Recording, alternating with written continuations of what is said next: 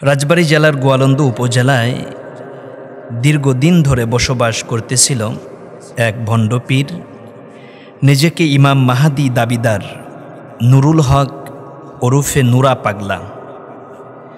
দীর্ঘদিন ধরে তিনি রাজবাড়ী জেলার গোয়ালন্দ উপজেলার তার নিজ বাড়িতেই একটি দরবার খুলেছিলেন, আর সেই দরবারের নাম দিয়েছিলেন গোয়ালন্দ পাক দরবার শরীফ। সেই দরবার নিজে বানিয়েছেন, নিজেই দরবারের পীর সেজেছেন। এক কথায় ভণ্ড পীর যাকে বলে, মুসলমানদের ঈমান হরণ করার জন্য এরকম পীর ইসলামের জন্য সবচাইতে বড় ক্ষতিকর। এরকম ভণ্ড পীরদের যদি উচ্ছেদ করা না যায়, তাহলে সরল মনা ধর্মপ্রাণ মুসলিম ভাই বোনদের ঈমান দিন দিন হরণ হয়ে যাবে।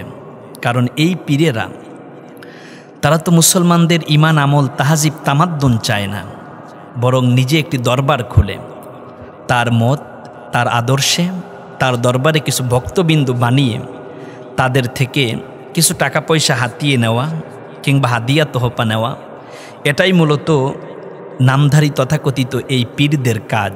অর্থাৎ তারা দিনের জন্য কাজ করে না, দুনিয়ার জন্য কাজ করে, নিজের পেটের জন্য কাজ করে। এক কথা এরকম ভণ্ডদেরকে বলা হয় পেট পূজারী পীর। ঠিক এমন একজন ভণ্ড পেট পূজারী পীর নুরুল হক ওরফে নুরা পাগলা।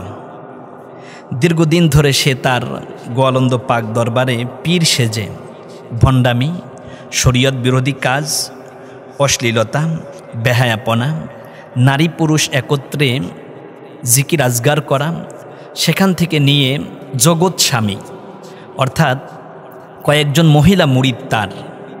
এই মহিলা মুরিদদের ভিতরে তার আবার একজন পুরুষ পীর।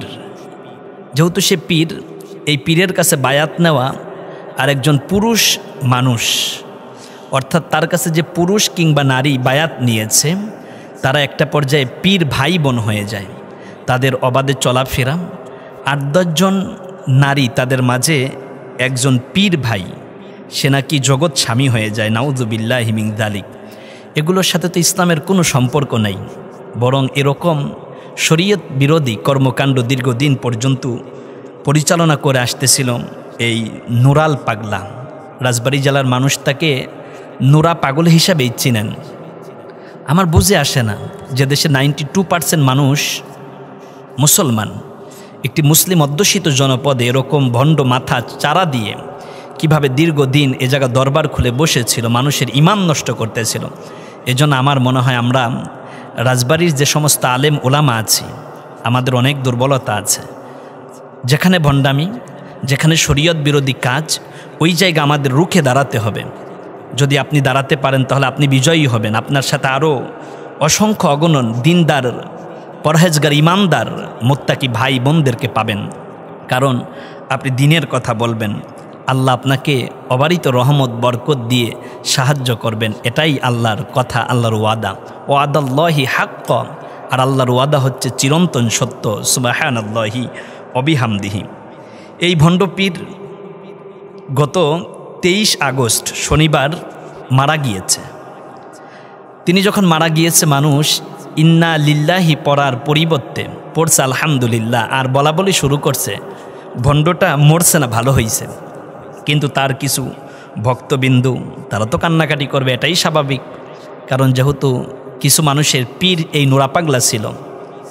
কিন্তু রাজবাড়ী সহ এই নুরা পাগলাকে যারা চিনে, অধিকাংশ মানুষ খুব বেশি খুশি হয়েছে। বিশেষ করে রাজবাড়ী জেলার ধর্মপ্রাণ মুসলমান, ধর্মপ্রাণ মানুষ, আলেম ওলামা তার মৃত্যুতে অত্যন্ত খুশি হয়েছে। কেননা রাজবাড়ী জেলার মতো এত শান্ত, পরিচ্ছন্ন, ঈমান দীপ্ত একটি মুসলিম অধ্যুষিত জনপদ থেকে এরকম একজন ভণ্ড কমল। আলহামদুলিল্লাহ, এ পর্যন্ত সব ঠিকঠাক ছিল।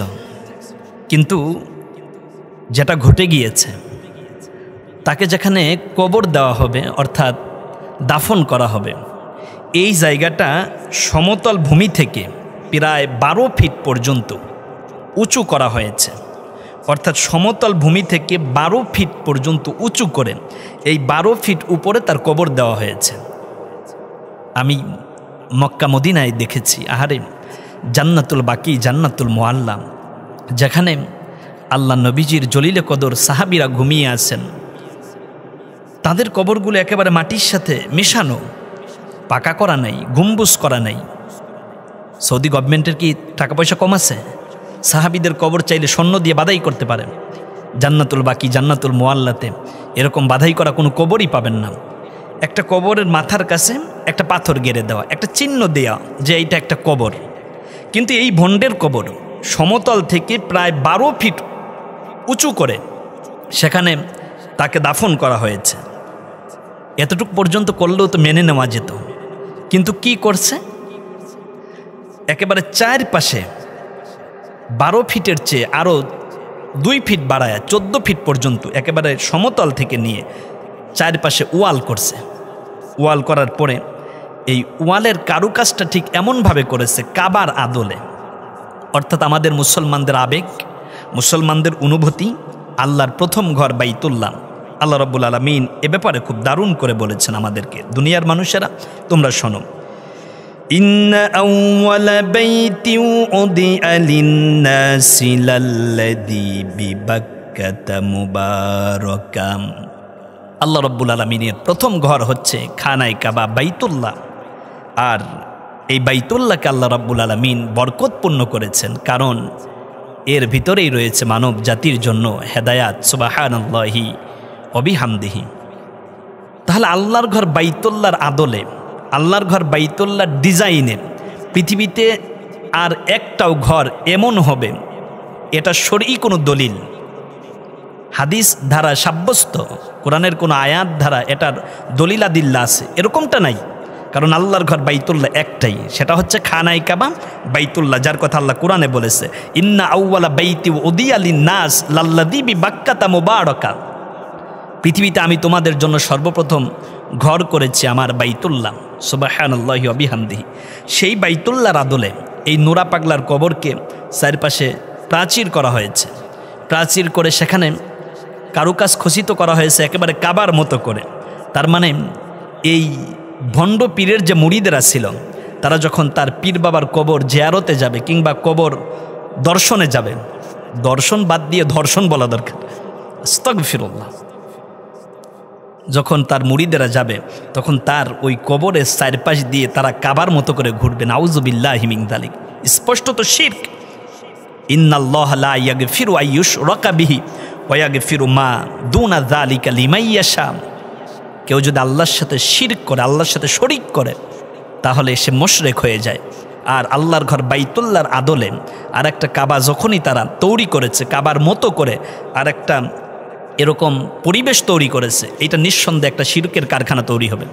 এজন্য প্রশাসন, রাজবাড়ির সচেতন মহল, শিক্ষিত ভাইয়েরা, ঊর্ধ্বতন কর্মকর্তা, আলেম উলামা, পীর মাশায়েখ যারা আছেন, এরকম ভণ্ডামি যেন আমার ছোট্ট এই রাজবাড়ি জেলাতে না হয়। দীর্ঘদিন ভণ্ডামি করেছে, দীর্ঘদিন মানুষের ঈমান নষ্ট করেছে। এখন মারা যাওয়ার পরে মুসলমান যাতে বেঈমান না হয়, মুসলমান যেন ওখানে গিয়ে সাজদা না দেয়, মুসলমান যেন কাবা শরীফের মতো ওই জায়গায় গিয়ে তাওয়াফ না করে, না ঘরে, সেই জন্য আমাদেরকে আরও বেশি শক্ত হতে হবে। প্রশাসনকে উদ্যোগ নিয়ে এটা ভেঙে মাটির সাথে গুঁড়িয়ে দিতে হবে, কারণ ইসলামে এগুলোর কোনো জায়েজ নেই, ইসলামের সাথে এগুলো সম্পর্কই নেই। আস্তাগফিরুল্লাহ। এক ভণ্ড মারা গিয়েছে, প্রশাসন এখনও কী ভাবেন? ইমাম মাহাদি দাবি করেছে এই ভণ্ড, ও তো বেঈমান, ও মুরতাদ হয়ে গিয়েছে। ওর কবরের উপরে প্রাচীর করতে হবে, কাবার আদলে গ্রাফিক্স করেছে, নকশা করেছে, কারুকাজ করেছে। কেন? সঙ্গে সঙ্গে এগুলো ভেঙে গুঁড়িয়ে দেওয়া দরকার। প্রশাসন বুলডোজার নিয়ে আগামীকালকে সকালে চলে যান, গিয়ে তার এই কবর ভেঙে একেবারে মাটির সাথে মিশিয়ে দেন। আপনি জিহাদের ময়দানে যুদ্ধ করার সমান সওয়াব পাবেন। আল্লাহ আমাদেরকে সহি বুঝদান করুন, আমিন। ওলামায়ে কেরাম, রাজবাড়ির যে আলেম ওলামা আছেন, আপনাদেরকে আরও শক্ত হতে হবে। কোনোভাবেই যেন আমার শান্তিপ্রিয় একটা শহর, যেখানে ইমানদার মুসলমান বাস করে, হাজারো আলেম ওলামার পদচারণায় যে জনপদ আমার রাজবাড়ি সিক্ত, আমার রাজবাড়ি ধন্য। পাশেই আমাদের ভান্ডারিয়া দরবারের পীর শাহ মুজাম্মেল হক রহমতুল্লাহ আলাই ঘুমিয়ে আছেন। কত বড় মাপের একজন আল্লাহর ওলি ছিলেন এবং কত বড় দরজার একজন পীর ছিলেন। কই? তার লক্ষ লক্ষ মুরিদ, তার কবরটি এরকম করে প্রাচীর করা হয়নি, সাধারণভাবে তার কবর দেওয়া হয়েছে। এখনও যখন ভান্ডারিয়া দরবারে যাই, পিসাব হুজুরের কবরের পাশে যখন দাঁড়াই, চোখের পানি ফেলে ফেলে হুজুরের জন্য দোয়া করি। কত বড় এক আল্লাহর ওলি ছিল।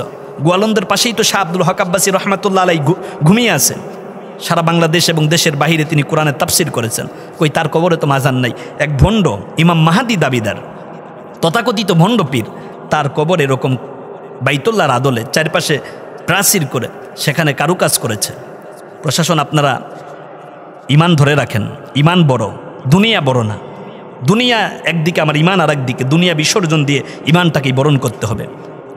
এজন্য কবি বলেছেন, বাতিল সে দবনে ওয়ালে, বাতিল সে দবনে ওয়ালে হাই আসমা নেহি হাম, সবার কর চুকা হে তু ইন্তেহা হামারম।